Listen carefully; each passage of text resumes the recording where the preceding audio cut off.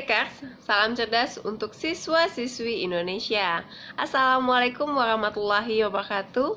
Perkenalkan, nama saya Gladys Setno Maharani, SPD MPD, biasanya saya dipanggil Eno. Kali ini kita akan membahas tentang sistem perlindungan tenaga kerja. Sebelum kita tahu apa itu sistem perlindungan tenaga kerja, kita terlebih dahulu tahu apa itu tenaga kerja.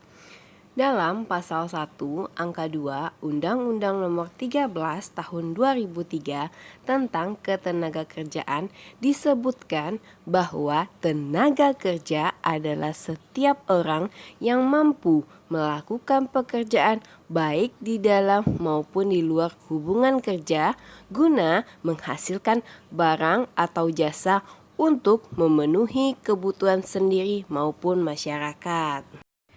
Definisi tenaga kerja menurut para ahli bisa dilihat, tenaga kerja merupakan modal utama serta pelaksanaannya dari pembangunan masyarakat Pancasila.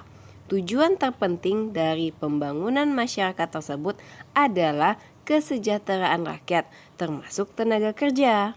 Tenaga kerja sebagai pelaksana pembangunan harus dijamin haknya, diatur kewajibannya, dan dikembangkan daya gunanya.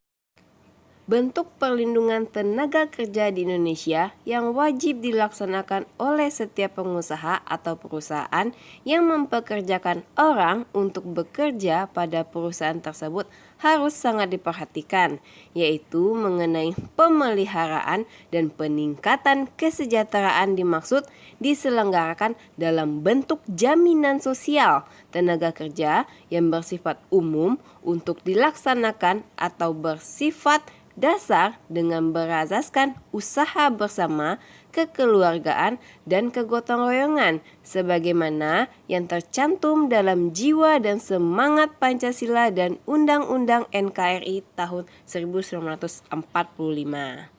Selanjutnya kita masuk pada pengelompokan tenaga kerja, di mana yang pertama yaitu tenaga kerja terdidik.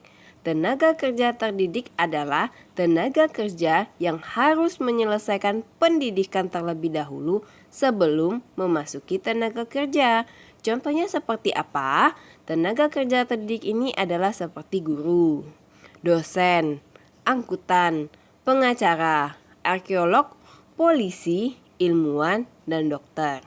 Sedangkan yang kedua yaitu tenaga kerja terlatih, di mana tenaga kerja yang membutuhkan pelatihan dan pengalaman terlebih dahulu sebelum melakukan suatu pekerjaan.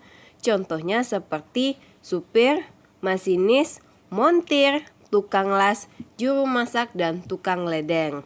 Dan yang ketiga adalah tenaga kerja tidak terdidik dan tidak terlatih, di mana adalah tenaga kerja yang tidak memerlukan pelatihan atau pelatihan secara khusus dalam melakukan pekerjaan. Contohnya seperti kuli punggul, kuli bangunan, buruh tani, dan buruh pabrik. Kemudian kita juga masuk mengenai hak-hak para pekerja. Ada yang pertama adalah kesempatan dan perlakuan yang sama. Yang kedua, pelatihan kerja. Yang ketiga, penempatan kerja. Dan yang keempat, perlindungan, pengupahan, dan kesejahteraan. Sedangkan yang kelima yaitu hubungan industrial. Adapun syarat-syarat keselamatan kerja antara lain yang pertama, mencegah dan mengurangi kecelakaan. Kemudian mencegah, mengurangi, dan memadamkan kebakaran. Mencegah dan mengurangi bahaya peledakan. Memberikan kesempatan atau jalan penyelamatan diri waktu kebakaran atau kejadian lain yang berbahaya. Kemudian memberikan pertolongan pada kecelakaan. Serta yang keenam, memberikan alat-alat perlindungan diri pada pekerja. Memperoleh penerangan yang cukup dan sesuai. Kemudian menyelenggarakan suhu dan lembab udara yang baik, serta memelihara kebersihan dan kesehatan ketertiban. Selanjutnya kita lihat masalah-masalah ketenagakerjaan. Yang pertama itu bisa dilihat jumlah angkatan kerja tidak seimbang dengan kesempatan kerja. Kemudian mutu angkatan kerja yang rendah. Persebaran angkatan kerja tidak merata. Masalah upah tenaga kerja yang rendah. Cara penanggulangan masalah tenaga kerja di Indonesia bisa dilihat yang pertama, membuat undang-undang baru di bidang ketenagakerjaan.